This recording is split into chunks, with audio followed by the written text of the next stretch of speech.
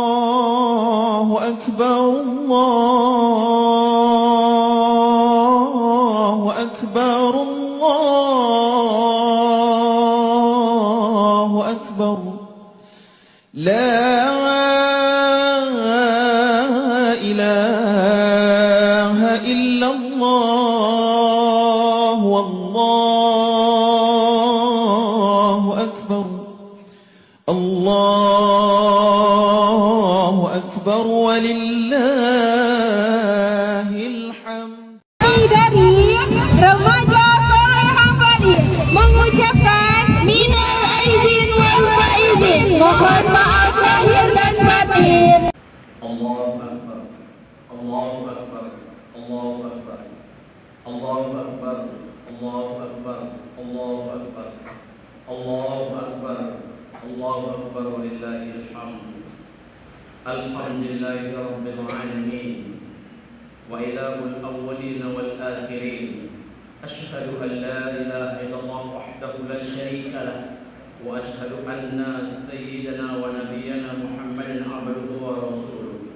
Allahumma salli ala sayyidina Muhammadin wa ala alihi at-tahirin wa sahabatihi ajma'in wa rahmatullahi wa maghfiratuhu lit-tabi'in wa tabi'ihim bi ihsanin ila yaumiddin. Amma ba'd, fa ya ibadallah, usikum wa nafsi bi taqwallah wa ta'atihi la'allakum turhamun. Hadirin jamaah salat Id yang dirahmati Allah, dalam rangkaian ayat-ayat puasa, pada salah satu ayatnya Allah Subhanahu wa taala mengakhiri dengan perintah, yaitu perintah yang terukir dalam ayat berikut ini. Walitukmilu al-iddata walitukabbirullaha ala ma hadakum wa la'allakum tashkurun. Dan hendaklah kalian menyempurnakan bilangan bulan 30 hari dan agungkanlah Allah atas petunjuk yang diberikan kepada kalian, dan mudah-mudahan kalian bersyukur. Dengan ayat ini Allah Subhanahu wa taala mengajarkan kepada kita bahwa setelah selesai menjalankan ibadah puasa, kita harus mengagungkan Allah Subhanahu wa taala dan bersyukur kepadanya. Ayat ini juga menegaskan bahwa dalam kehidupan kaum muslimin berjalan dari takbir ke tasyakkur. Takbir artinya mengagungkan Allah Subhanahu wa taala dan mengecilkan apa saja selain Allah.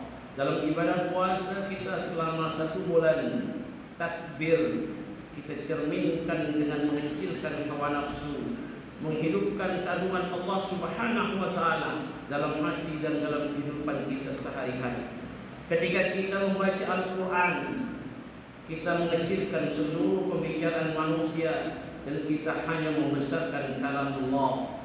Ketika kita berdiri sholat malam di bulan suci Ramadan, kita kecilkan seluruh urusan dunia ini dan hanya membesarkan perintah Allah Subhanahu wa taala. Seluruh ibadah kita adalah takbir atau mengagungkan Allah Subhanahu wa taala.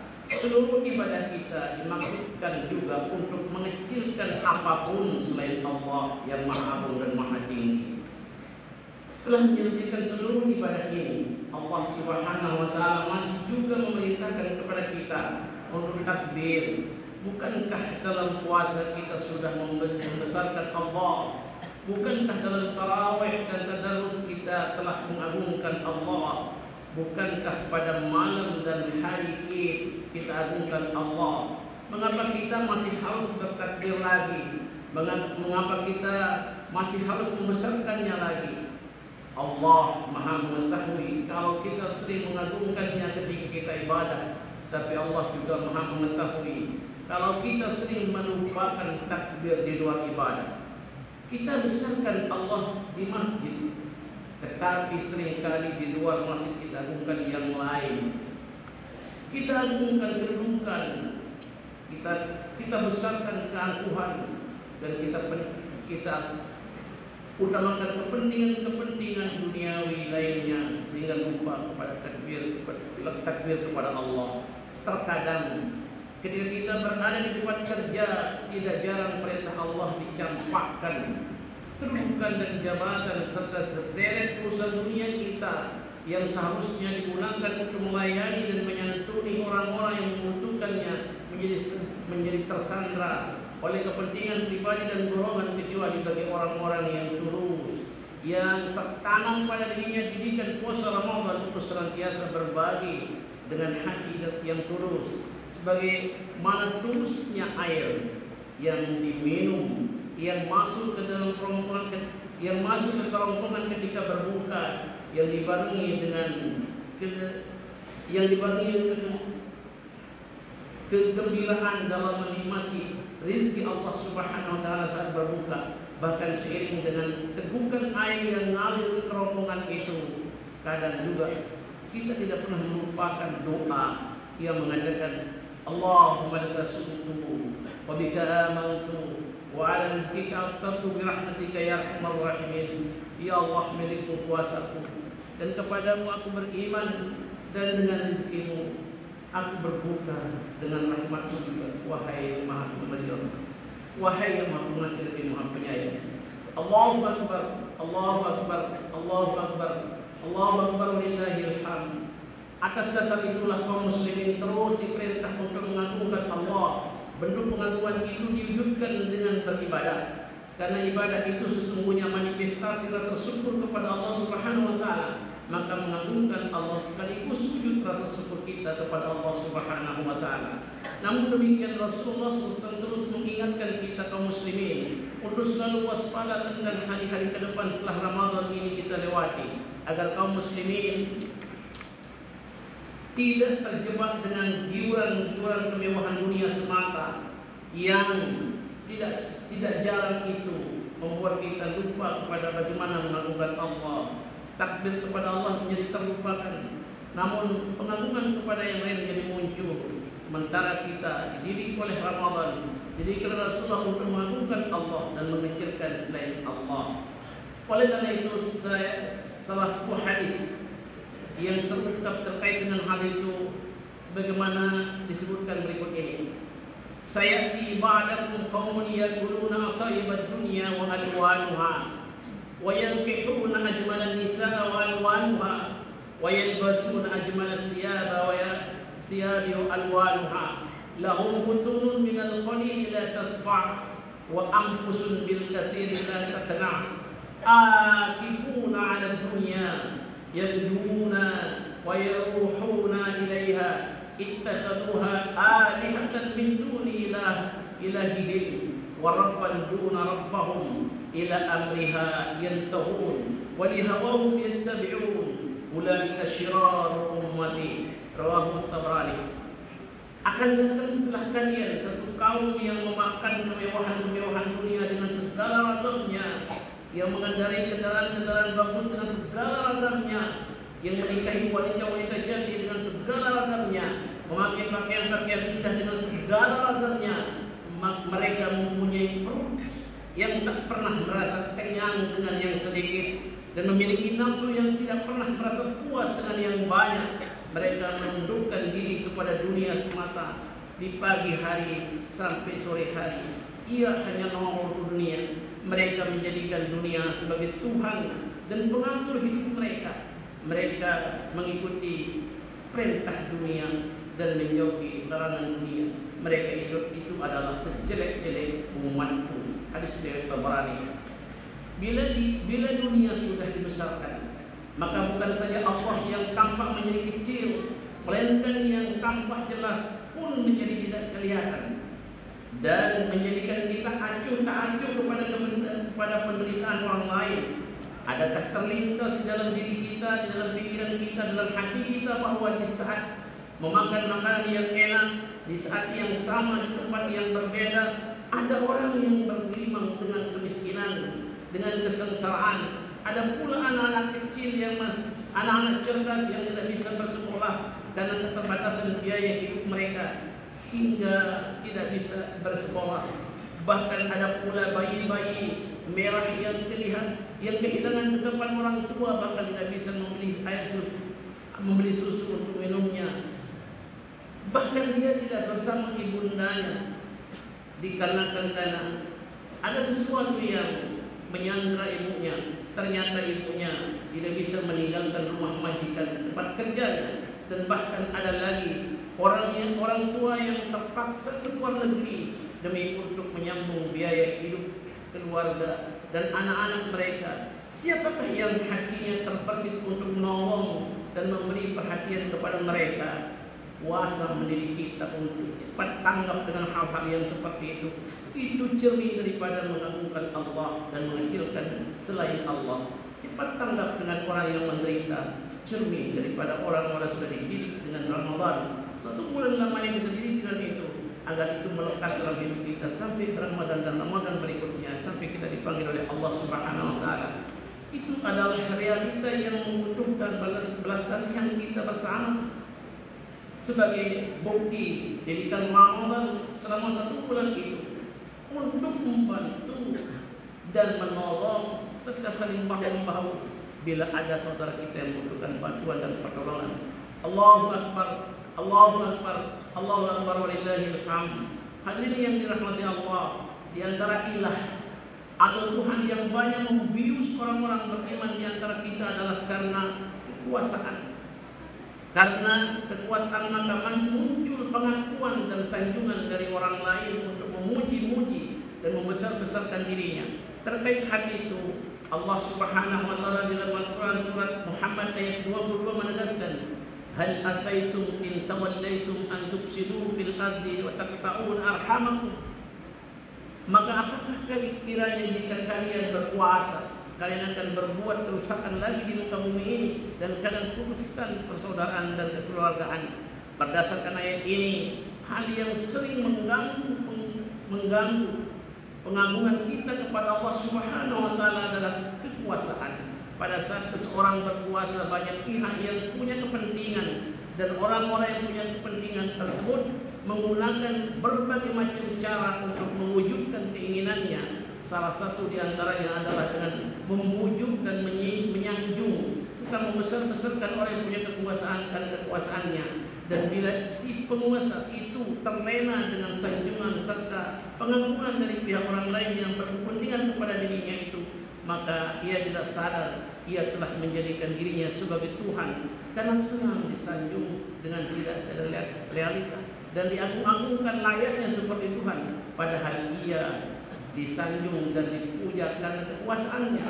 Bila mana kekuasaan telah sirna, maka para penyanjung itu pun akan menghilang tanpa salam, tanpa kalam. Hal ini agar kita menyadarkan, agar kita bisa menyadari bahwa sekaligus penyadaran kepada para pihak, baik penguasa maupun para penjilat yang menyanjung-nyanjung dengan membabi buta. Oleh karena itu, yang paling pantas untuk disanjung adalah harus kita sadar hanyalah Allah Subhanahu wa Ta'ala. Itulah didikan puasa Ramadan selama 1 bulan. Terlebih lagi bila kita renungkan lebih jauh, kalau kedudukan dan kekuasaan sudah diagungkan, maka Allah menjadi kerdil. Kalau sudah demikian, maka kedudukan dan kekuasaan tidak lagi dipandang sebagai amanah Allah yang akan dipertanggungjawabkan di akhirat kelak. Tetapi kedudukan dan kekuasaan menjadi alat dan model untuk berbuat kezaliman. Namun demikian, tidak sedikit para pemegang kekuasaan berhati mulia, berhati agung. Kekuasaannya merupakan amanah bagi dirinya yang harus dijalankan dan benar-benar terbukti dalam kehidupan bermasyarakat. Hadirin yang dirahmati Allah, ibadah puasa telah mendidik kaum muslimin untuk mengumpulkan pengagungan kepada selain Allah, dan juga ibadah puasa telah mendidik kaum muslimin untuk menumbuh syukurkan tasyakur pada hari ini, hari Idul Fitri atau hari kesucian. Kesucian inilah yang harus kita pertahankan dengan menumbuh syukurkan rasa syukur. Marilah kita bertaubat, karena taubat yang menjadikan diri ini rebah, bersimpuh di hadapan Allah Rabbul Jalil. Inilah didikan puasa yang menguburkan takabur dan menyuburkan tasyakur. Seiring dengan itu, maka berbagai bentuk syukur diungkapkan oleh Abu Abdurrahman dan As-Sulami dengan ungkapannya, as-salatu syukrun was-siyamu syukrun wa kullu khairin ta'maluhu lillahi azza wa jalla syukrun wa afdalu syukri alhamdulillah. Salat adalah ungkapan rasa syukur, puasa adalah ungkapan rasa syukur. Setiap kebaikan yang dilakukan semata-mata karena Allah Azza wa Jalla adalah ungkapan rasa syukur, dan sebaik-baik ungkapan rasa syukur dengan memuji-muji Allah Subhanahu wa taala.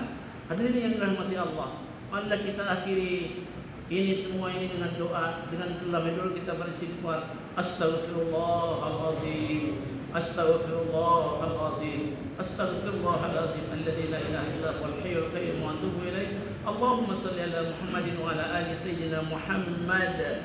Ya Rabbana, kesalahan telah menutup hak kami dengan pakaian kehinaan, berpisah dengan darimu telah membungkus kami dengan jubah kerendahan. Besarnya dosa kami telah mematikan hati kami, tak sanggup kami sampaikan doa karena seringnya kami melanggar perintahmu, karena cepatnya kami melakukan larangan-laranganmu, karena kurangnya kami mensyukuri nikmatmu. Namun kami beranikan diri untuk memohon kepadamu ya Allah, karena kami tahu Engkau amat pemurah kepada mereka yang mendekatkan diri kepadamu.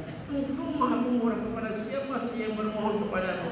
Engkau maha pemberi kepada siapa saja yang meminta kepadamu dan menemuimu dengan penuh harapan. Inilah kami ya Rabb, bersimpuh di pintu keagunganmu, bergetar berserah diri kepadamu. Kami sampaikan kepadamu ya Allah, betapapun besarnya rasa malu kami bermohon kepadamu sebagai hambanya dengan segala kerendahan hati dan hina, merasa hina di depanmu. Ya Rabb, kabulkanlah doa kami. Rabbana, masihkah berguna pengakuan dosa yang kami lakukan? Masihkah masihkah menolong pernyataan nista yang kami kerjakan? Apakah saat ini Engkau telah menjatuhkan murka-Mu ya Allah? Apakah kini pada saat ini kami berdoa Engkau telah menetapkan kemurahan-Mu ya Allah? Wahai yang Maha Suci, apapun yang terjadi, kami tak akan berputus asa. Kami terus meminta dan mohon kepada-Mu ya Allah. Bahkan ingin kami sampaikan ucapan hamba-Mu yang hina, yang menganiaya dirinya, yang meremehkan kebesaran Tuhannya, yang dosa-dosanya semakin membesar bersamaan dengan hari demi hari dalam hidupnya, sehingga sampailah saat ini yakinlah tiada tempat bagi kami untuk berlindung kecuali pada naungan-Mu. Datanglah ia menghadap kepadamu, datanglah kami menghadap padamu dengan ketulusan taubatnya, bersimpuh di hadapan-Mu dengan hati yang bersih dan suci, menyeru ya Allah dengan suara farau, dengan bergetar yang merundukkan diri, ia merundukkan diri di muka-Mu ya Allah sampai melengkung punggungnya, merunduk di depan-Mu ya Allah dengan merebahkan kepala, agar semua doa yang disampaikan, agar semua permohonan yang disampaikan Allah ijabah, Allah terima.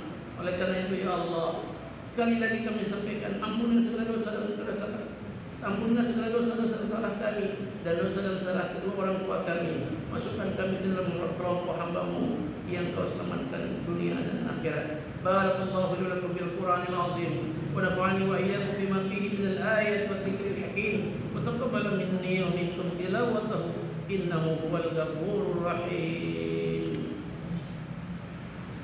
Allahumma salli wa sallim wa zid wa tabaddal al-barik bi jalalika ta'ala ala sayyidina al-barik wa sallallahu barik sayyidina maulana Muhammad wa ala alihi wa sahbihi wa sallim wa radiyallahu tabaraka wa ta'ala wa kulli sahabati ajma'in. Allahu akbar, Allahu akbar, Allahu akbar, Allahu akbar, Allahu akbar, Allahu akbar walillahil hamd. Alhamdulillahilladzi a'ada al-a'yad wa qarrara wa ja'ala al-laila wan-nahara yatlubuhu hasisan wa huwa 'ala kulli shay'in qadir. Ashhadu an la ilaha illallah wahdahu la sharika lah irghaman liman jahada wa kafara, wa ashhadu anna sayyidana wa nabiyyana Muhammadan 'abduhu wa rasuluhu khairal khalaiqi wal bashar. Allahumma salli wa sallim wa barik ala sayyidina wa nabiyyina Muhammadin wa ala alihi wa sahbihi masabihil qurab.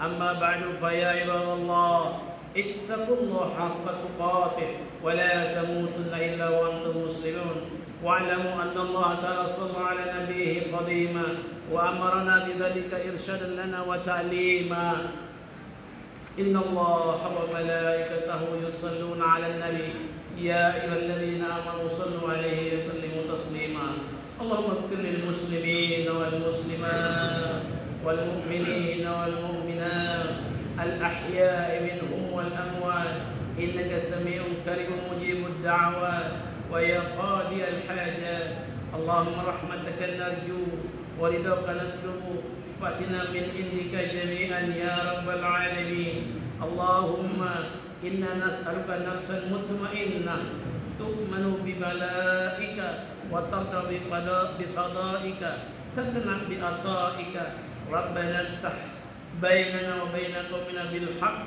وأنت خير الفاتحين اللهم انصر من نصر الدين واهزم من حضر المسلمين اللهم من علينا بحق من الإيمان والإسلام وصب علينا سبيب الرحمة والرضوان عباد الله إن الله يأمركم بالعدل والإحسان وإيتاء ذي القربى وينهى عن الفحشاء والمنكر والبغي يعظكم لعلكم تذكرون فاذكروا الله يذكركم